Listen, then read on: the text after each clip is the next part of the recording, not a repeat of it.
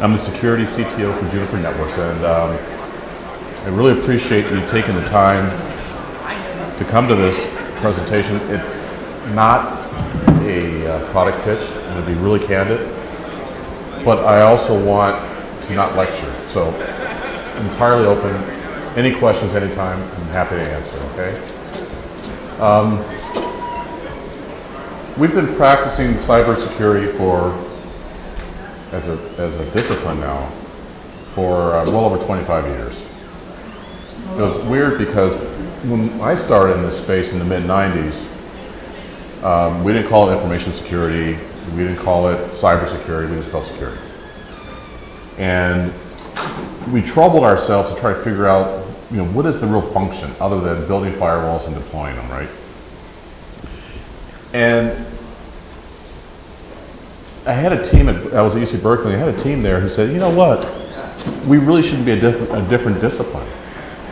In fact, we shouldn't even exist as practitioners because we should embed these practices throughout, from the designers, developers, administrators. It's their responsibility. Why do we even exist? And this was back in the mid-90s. And I took it to heart, over the years as I built practices out, and I ran large organizations from a security perspective, but at the end of the day, that's right. We're specialists, but we should be a very small set of specialists, not the masses that we've come to be today because of the need. And the need was primarily because we've built a foundation for cybersecurity based on now almost 30-year-old technologies. They're starting to show their age and starting to show their limitations. So as a practitioner, I decided that something has to really happen, something has to change. I have tried this in the past, this being the discussion we're talking about today about how the network itself will become an active participant, and it just didn't work. It didn't work because the confluence of technologies, the confluence of understanding of the acute need for cyber protection wasn't there 15 years ago or 10 years ago. Well, it's here now, and now is a good time. So if you've been in the industry at all more than a decade or so, this is a good time to be here. This is a fun time. We have tools that we didn't have before. We have capabilities we didn't even come close to having before. And now we have the attention from a lot of the right organizations to try to do the right thing. So with that, I want to walk you through what we're going to be doing from Juniper's perspective, but more importantly, how the industry is shifting. So, this was the halcyon days of the internet. Fun times, nothing really was going on. We just got work done and built more systems and more systems and more systems. And then, of course, now we have the insanity. That is our reality today. When I was, one of the roles I had was a CISO at Symantec, and what we found out there was, in the mid-2000s, was we projected by 2020 there will be 10 million unique viruses a day or malware a day. Unique. These are the millions that we're talking now are variants, so they're not unique. Probably on the order of 50,000 or 75,000 are unique. But it's because the mechanism to handcraft, or now by machine crafting malware, is trivial to do. In fact, all you need is an Amazon account and a dark web account, and you're golden. Go for it. Knock yourself out. It's that easy, and it's that scary. We have I don't know if you remember the name Fred Cohen. If you go back in the, if your history of AV goes back that far, but he actually coined the phrase antivirus in this context. And as he coined that phrase, he said, "Forget it. we will never be able to like fit this genie back in the bottle. I actually had a chance to meet him some time ago, and I said, "Are you, do you really think that was wise? I mean, do you really believe that? I'm sorry, do you really believe it?" He goes, "Oh, absolutely." Because what he saw was where we are today, where you can just basically have a machine and crank out new variants all day long, have fun at it. In fact, you can put an autopilot and not even worry about it. The network attacks, of course, DDoS is the biggest one still, and it works. If you, most of us don't have 50 gig pipes, so we're susceptible. The 620 it still hasn't been confirmed. I was hoping we've got confirmation by now, but it's huge. And as we know, the reason why why the bad guys can get to that level of attack is because they own so many systems around the world. It's a problem, but the DDoS in the past was basically to take you out of business, or at least to shut you down for a bit. Well, now it's not. Now it's cover for egress and ingress, and it's pretty successful, actually, quite frankly. So the rule of thumb is if you're under a heavy DDoS, I guarantee you somebody's trying to get something out, or somebody's trying to just lay cover to get something in. It's almost a guarantee, because if you have that much resources to conduct it, you're not doing it for fun. So over the years now, we've built this this notion of a staple packet firewall, of course, which was AV started 30 years ago almost, and staple packet firewall, the first one, was almost 25 years ago. But we took that as a foundation and we built around it. We just kept adding more and adding more and adding more.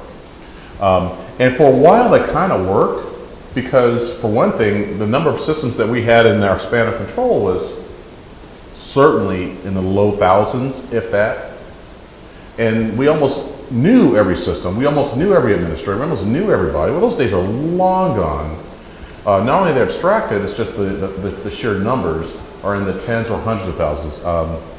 One customer of mine is in the 120,000 systems that are XP that are not going to be upgraded. And what do you do about security for that? And it's reality, right?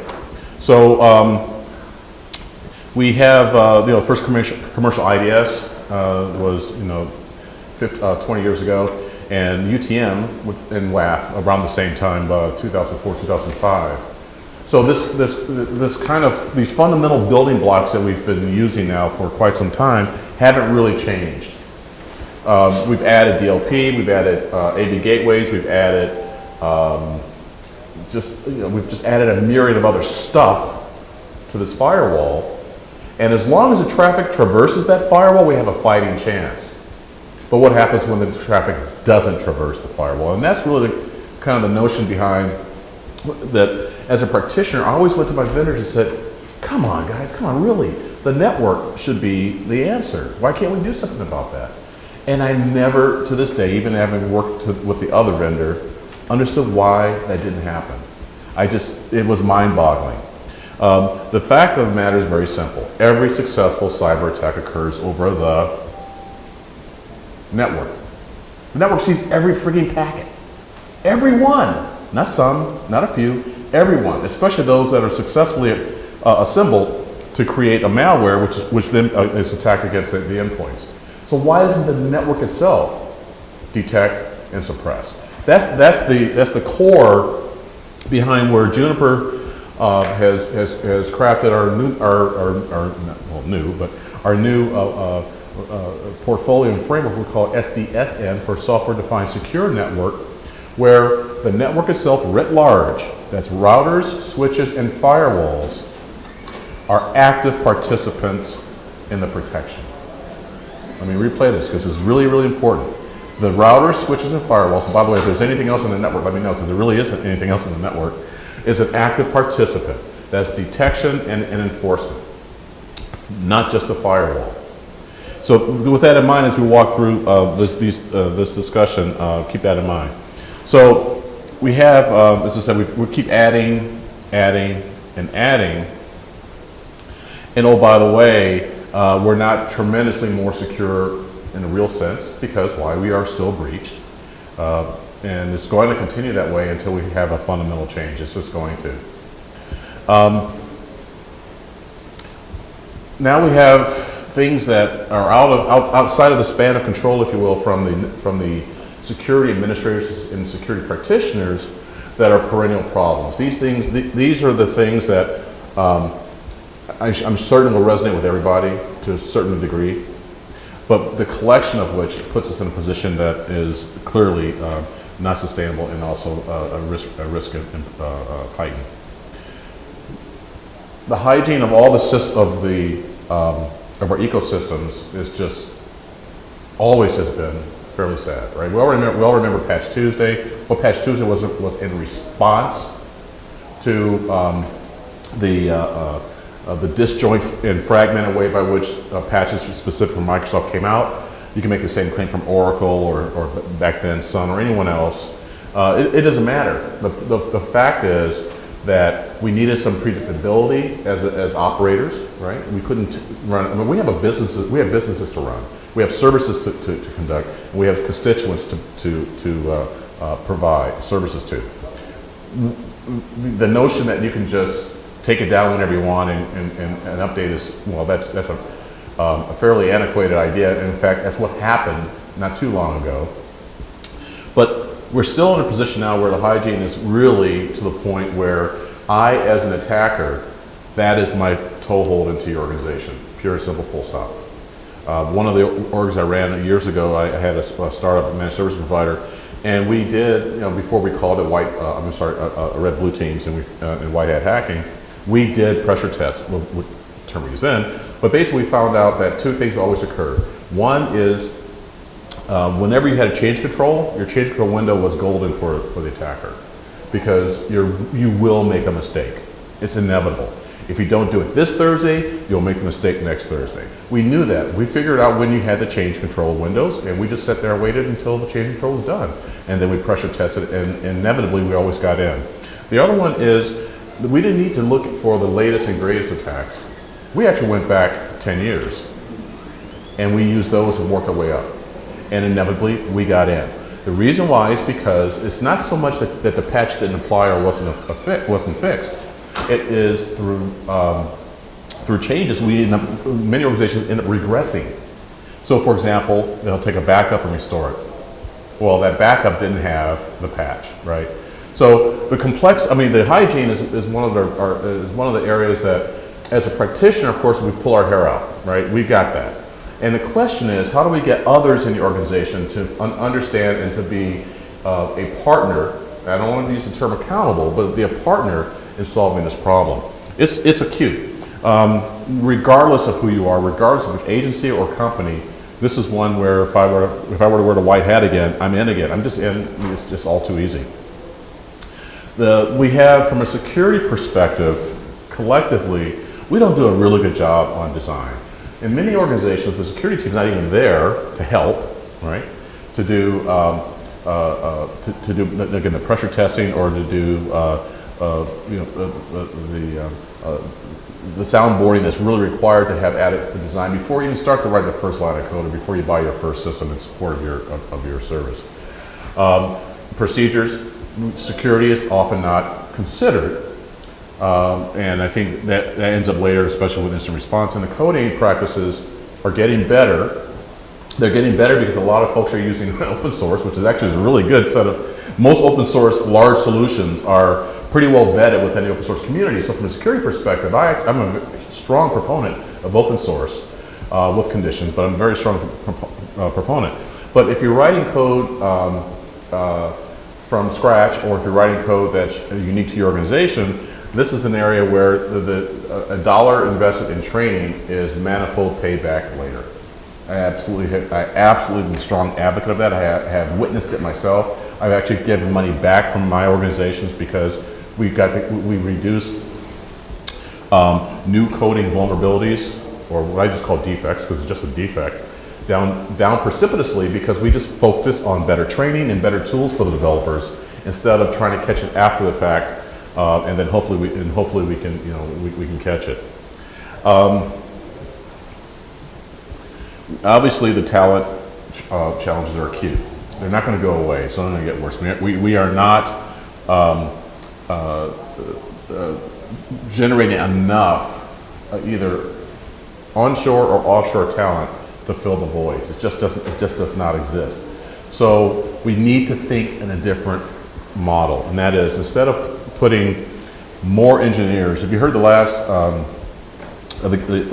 second to last keynote, Tony, I believe his name is from Forescout, he was spot on.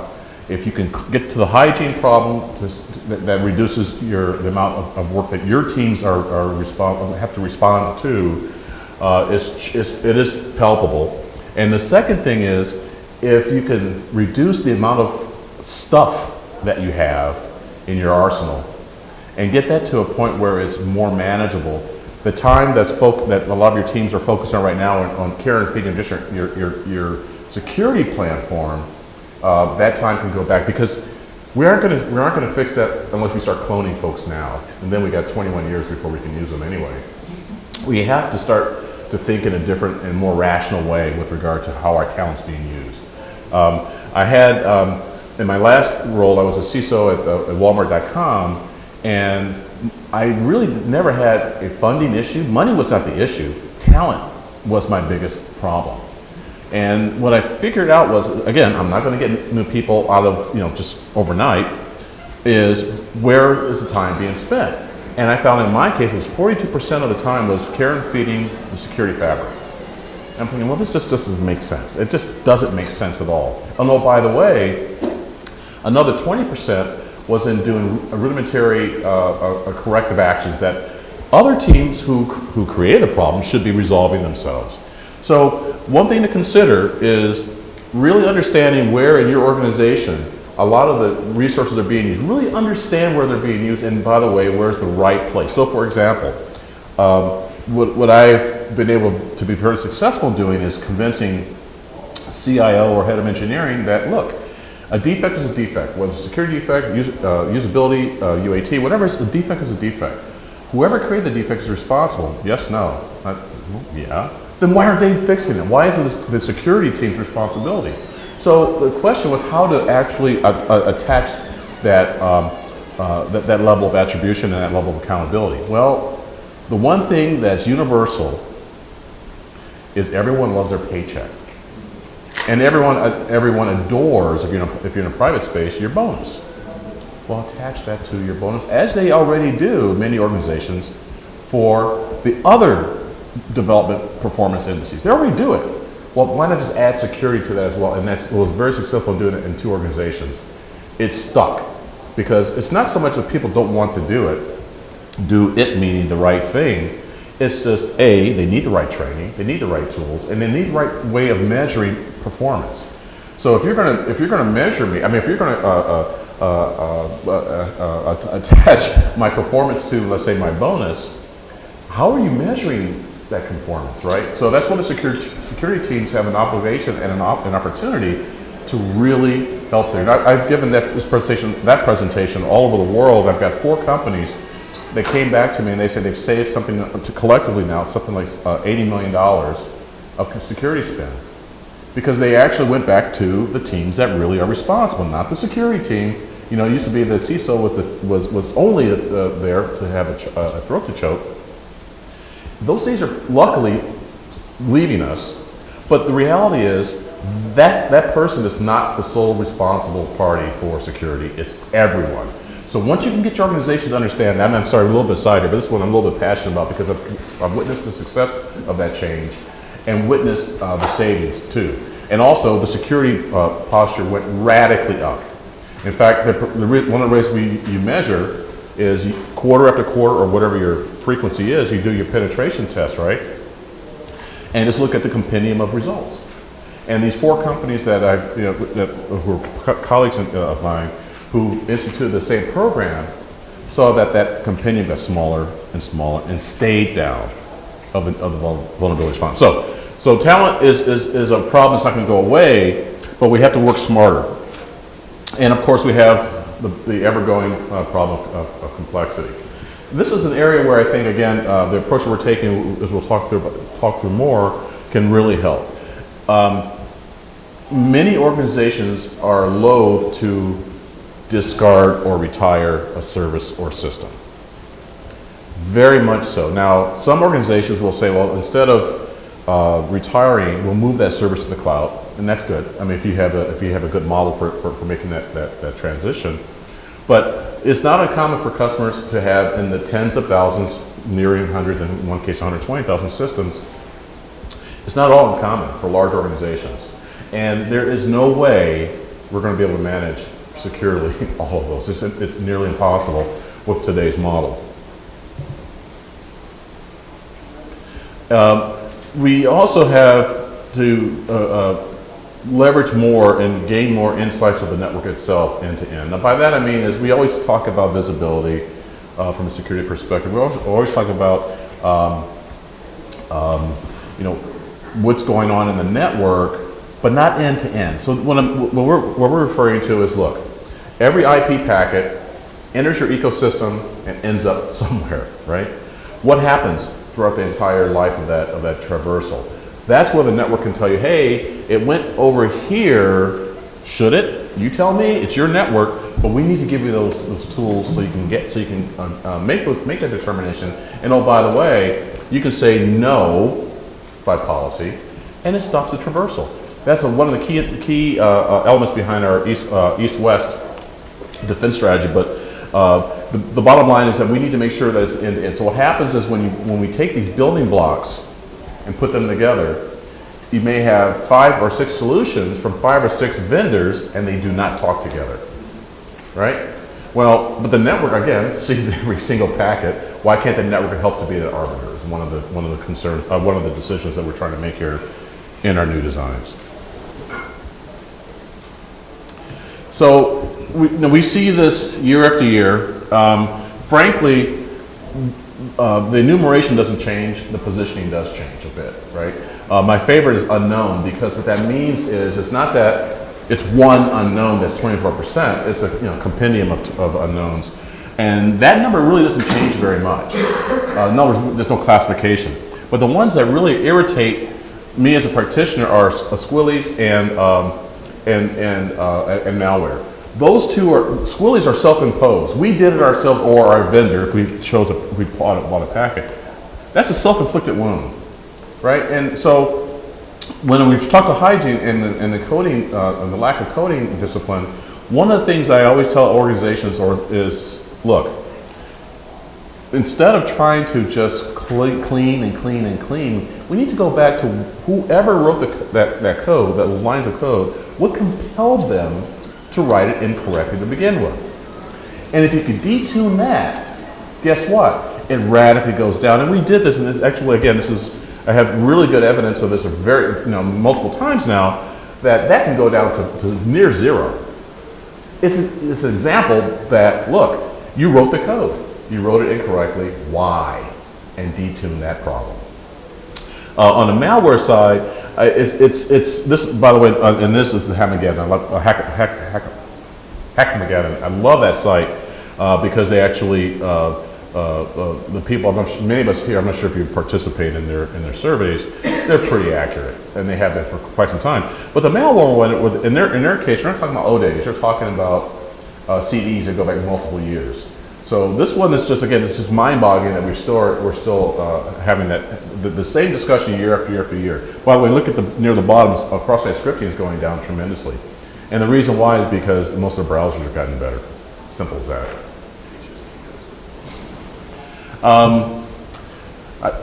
As a practitioner, I don't care about the motivation. It doesn't matter to me. Somebody's attacking me. That's all I really care about. I leave it to others to make the determination, then I leave it to yet another group to prosecute. But what has been growing as a cybercrime as a grouping has just been hockey sticking over the last 10 years. Obviously, there's money. If there's money, there's going to be the attention. Why is there money? Well, because the data that's stolen from us is being sold. So if you work with any of the dark web folks, they'll tell you. I mean, they'll give you very clear, very timely listings of the type of data and value. Back in the day, credit cards were going for $20, $25 a credit card, depending upon the value. Well, now credit cards are almost zero. Why? Because it's just too costly for the bad folks to sell them, because the fraud detection has gotten so good for so many different organizations, right? But what has gone up? Creds. Credentials are ridiculously expensive. So that, so for example, if you are johndoe@gmail.com and that cred is sold, guess where it's going to first hit? Amazon, Walmart, all the online eBays, because you're going to use you probably use the same password. We all know that, right? I don't care. So the thing is, this is something I really stress to a lot of my peers, is I don't care how strong the password is. If it's scraped, it doesn't matter. And on the dark web, you buy these creds in tranches, 1,000, 10,000, 20,000, right? And when I was at Walmart, I would get these feeds. I'm going, oh my, look at these. These are great passwords. In fact, I use a couple of them now. They're really great passwords. But it doesn't matter. They were scraped, right? So we need to think differently as well about that, about what you are willing to pressure your constituents. And I think by and large, most people will adhere to OTPs or multi-factor or something a little simple, like one touch or whatever, if their money is attached to it, right? So think about that. I mean, I think I have a standing argument with my son who's 27, he's 28, of course I forget, and that by the time he's 35, the notion of password will be nearly gone. Please help me win that argument, please. And I think at the end of the day, if you think about it, how old is it? Does anyone know how old password is? Take a guess. 30 years. Keep going. 60. Exactly. And we all know where it started, right? For multi-service systems, right? But where it was in a controlled environment. But we still use it. It's ridiculous. One of the things I did was at UC Berkeley, and I wrote part of BSD, and we had battles, and I mean really battles, about the notion of a password. And here we are, we're still using it, and well, here we are. So we have what I call the convenience conundrum. And there are 5 stakeholders in the convenience conundrum. So none of us are immune. We're all part of this, right? And that is, the consumer bases their decisions on convenience. By consumer, I mean anyone who is a recipient of a service or application that we're using, that's being used. The designer's decisions are based on convenience. It's quicker. I'll do it this way, right? I had an engineer once who who did consistently. She would have login violations, right? And I couldn't understand. I mean, not login. I'm sorry, a data entry violations, and I could not understand why. And I say, we have libraries for this. Why do you write yourself? She goes, I can write faster. Yeah, but you wrote it faster incorrectly. So I think that, again, it goes back to the decisions that are made on convenience. We have to understand those as we go through our design criteria. The administrator's decisions are made on convenience. I can guarantee you, we will all say, not me. Yes, us too, right? How many systems do you have for your firewalls and your critical infrastructure two-factor? I would say the majority, if not all. How many have an on-site backdoor for emergencies? Nearly all. What happens when your ACE server is dead? Oh, I got to have my local creds for that, right? Now, this is it's a dilemma, and this is something I think from a network perspective we can help, but it's a dilemma. And guess what? If there's an alternative, the bad guys are going to figure that out as well. Even if it's on-site only, there's still things that are concern from an administrative perspective. And the attackers' decisions are also based on convenience. They're not stupid. They're criminal, but they're not stupid. And they're going to go after the easiest and most convenient way to attack you. So I love these, right? We get these pop-ups all the time. What button gets clicked? Damn right. And that's the problem, right? So let's deconstruct this for a second. Whose fault is this? I hear user. Who else? I'm sorry? Designer. Who else? Not Juniper. That was, by the way, okay, hold on now, wait, that's fair enough. I built this one. I shouldn't have done that. I built that one just for this. Okay, forget Juniper. What's Juniper? So we're all responsible. I would argue more the designer, right? We should give the person. In other words, they're going to read this. It's like 9 out of 10 times. What in the? I don't care. Right. I mean, it's a gobbledygook in Greek, and I just want to go. I just want to continue. So we have to really understand the totality of this problem before we can help with better solutions. So we need to change the paradigm. So there's a common thread through all attacks. That's the network itself, right? And I think we're in agreement there. So the question is, what do? We need to bring the network itself to be an active participant. That means the switches have intelligence, routers have intelligence, and firewalls have intelligence, not just packet forwarding engines. This is crucial. So if I'm a security vendor, I can only help in this for so much, right? If I'm a network provider, I can do all three elements. And so this is not a Juniper issue, although we really like our framing. But the network provider is really ultimately the only way of getting the reduction writ large of security vulnerabilities down. I mean, not vulnerabilities, I'm sorry, but detection and suppression. We need to really embrace federation. This is something that I think we don't do enough of. In other words, we talked about this, the example of the tranches of compromised accounts. Well, if I know that an account is compromised, why isn't there a organization that can vet that and alert me that I'm in this tranche, right? So I can change my password. What good that'll do, because if it's scraped, it can be scraped again.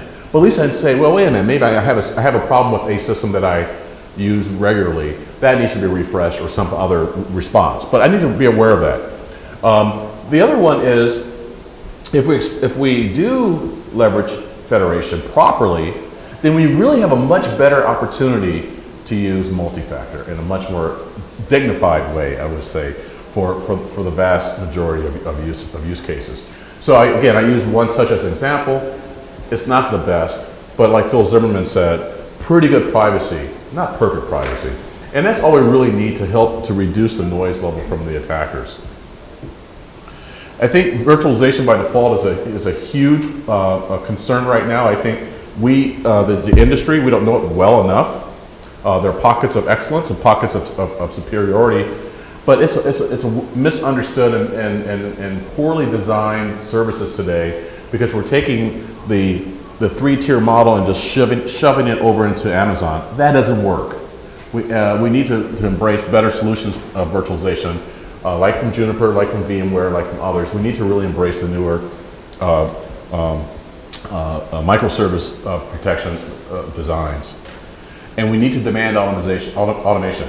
When I say that, I mean not just from our vendors, but our own organizations. This is an area that I think that we talk about for many years, but we are slowly just making improvements. If I had I mentioned this at the keynote, at the SEP, if I had a rule of thumb for my team, if you did something more than twice a week, it was subject to automation. Well, they say, okay, whatever. And once I started to put their performance attached to that, back to the money dilemma, it started to work. I started to see movement, and then more movement, and then more movement. Because why? Now they're incented, not for the money. They're incented because, wow, I have time back in my pocket.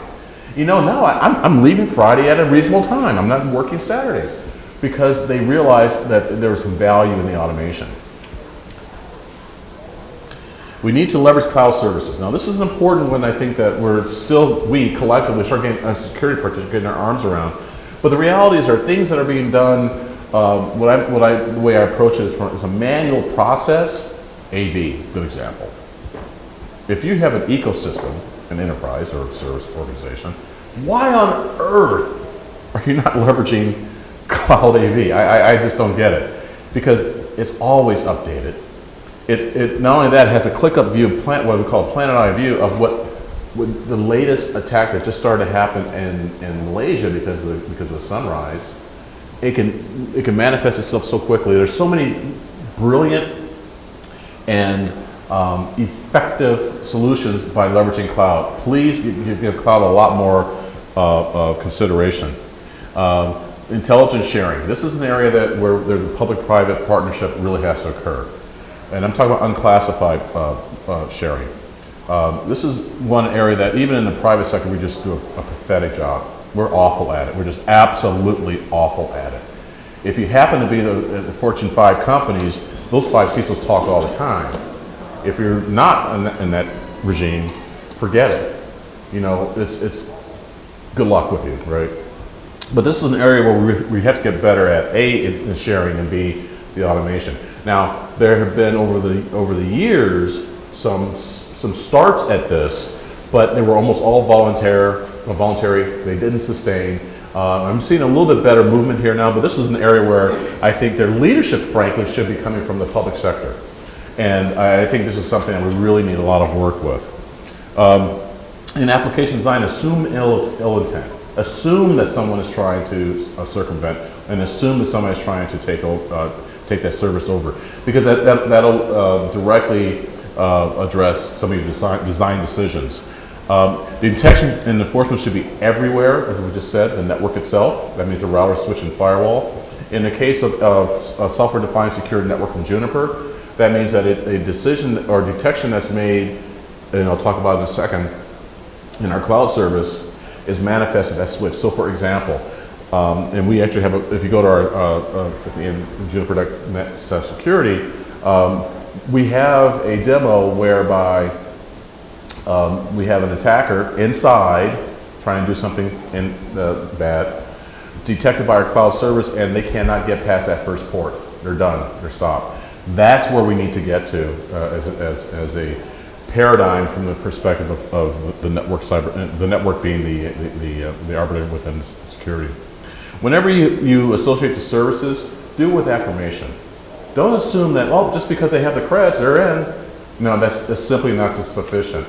We can use reputation. We can use contextual reputation. We can use a lot of other tools that we have in our arsenal to help there. Encryption is a microservice. So encryption is not a panacea. Encryption actually opens up a whole nother set of problems, especially from a future-proof perspective. But as a microservice, the key management issues go away. You're talking about short, persistent communications. The key management goes away. Recovery from historical sessions and backups and so forth. Those are no problems. But consider that when in your design. The network here can help. Again, I don't want to go into today, but we actually are having encryption accelerators on all of our products as an option at some point as well. And the system open APIs, this is crucial. And mandate reputation. And I like reputation from a crowdsource perspective, because crowdsourcing is like Yelp. It's hard to fake Yelp. I've tried, and you can't. Why? Because it's detected by others. No, that's not right. That's not what's happening, and I get voted off the island. It really does work. It works very, very well. There's some great rep feeds out there. We ingest some ourselves, and we use in our cloud offering, but definitely mandate reputation. And we need to really focus on vastly improving machine learning, and we'll talk about that in a second. And this is my favorite. We have to do more with less. When many organizations have upwards of 40 to 50 different products that are considered security. There's no way. So when I went to one organization and I joined, I had five direct reports, or 5 people actually in an organization. I built out to a couple hundred, but start with 5. And I looked at our BOM, and we had like 42 products. So each of you were working with 7, right? Of course not. You can't. It's impossible. So the first thing I said was, let's get it down to something that's manageable. Even if we have to get rid of something that may be a better solution, but it's a point solution, but it can be done by another existing solution, maybe a little bit less. Again, back to the Phil Zimmerman, pretty good. Now, in some organizations, you can't get away with that. You have, either by statute or by other contractual arrangement, you may not be able to do that. But we got them down to 12, and then we rebuilt from there. So I never got more than, actually we got down to 12, and we went up to 15, I got it down to 10. I said 10 is manageable because now I can manage those vendors as well. So what we built is what we call a software-defined secure network, and what we're doing is we're taking all the constituent parts that you typically have in your eco, But we're manifesting that through our own Sky service, called Sky ATP. And what we do is we render the verdict, go, no go, bad, no, good. And then we can affect that on the routers, the switches, and firewalls. So the notion of an SDSN is say, look, the network can detect, the network can enforce, and at some point truly prevent. But right now we're focusing on how we can take what we're all using today to reduce that stack a little bit, quite a bit, and leverage it through the cloud. And I'm coming up here on time here. So I'm going to leave a little bit of time for questions since nobody's asked any yet. And this is more of an eye chart about this, but we'll have this posted for you. So again, I don't want to talk too much about the product, but more of the notion of the network itself. And over time, because one of the things that we do at Juniper in our networking gear is that we really push the performance edge, right? And it's not just faster feeds and faster, packet forwarding engines and all that. It's what we use to make localized decisions. So now, for example, we can do encryption. Now, for example, I can actually do rep feeds local instead of having it to call home for everything. There are a lot of opportunities that we can have in our network that will make the network, quite frankly, an intelligent component, not just a collection of boxes with pretty lights. So having said that, any questions? I like boxes with pretty lights. Really, no questions. Well, I thank you for your time and I thank you for your attention. And if you have any questions, please go to juniper.net/security. Thank you very much. Thank you.